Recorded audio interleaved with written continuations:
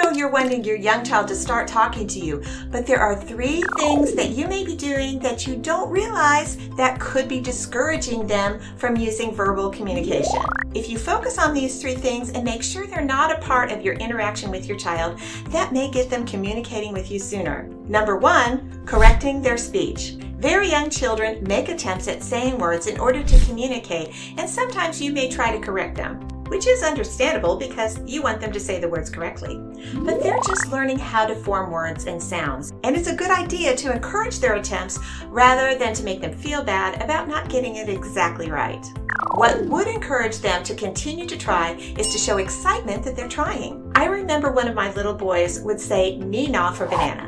When he used that word, we showed excitement that he tried and still gave him the banana, but said the correct word back to him so he would eventually learn to say it correctly. Whenever your child makes an attempt to communicate verbally, have a positive response, and that will encourage them to try more. Number 2, overwhelming them with questions. Try to keep in mind that little child's brains are working on new information constantly. We as adults already have a lot of experience, so we're not continually barraged with new information and things we haven't seen or heard before. But little children are. They are seeing and hearing new things all day, every day. Not only that, but a small child's brain is also still working on making connections, and it's slower because all the pathways to process these new pieces of information are still forming.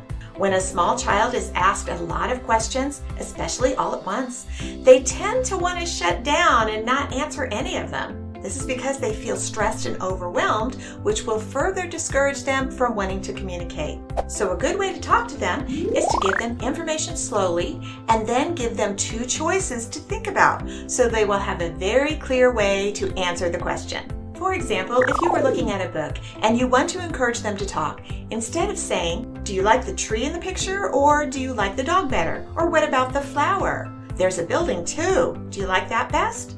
Instead say, "Which picture do you like best? The dog or the tree picture?" This is just one question with a simple choice, and it gives them an easy way to answer with a 1-word answer. They'll feel like they're successful in communicating when they can process the question you ask and then give a definitive answer. Then you can easily respond with, "That's a very good choice. I like that too." Number 3, answering for them. It is so tempting to answer for a child when another person asks them a question. For example, if you're in public and someone comes up and asks your child their name or their age, it's common to want to immediately answer for them. Instead, just like I explained in the last video about how to get your child to talk, give them a few seconds to hear what you said. Process it in their brain.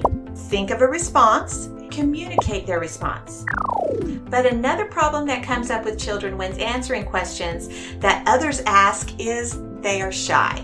It's important that you know what to do to help them overcome shyness. So click on the screen now to learn exactly how you can help them if they respond to questions from you or others with shyness.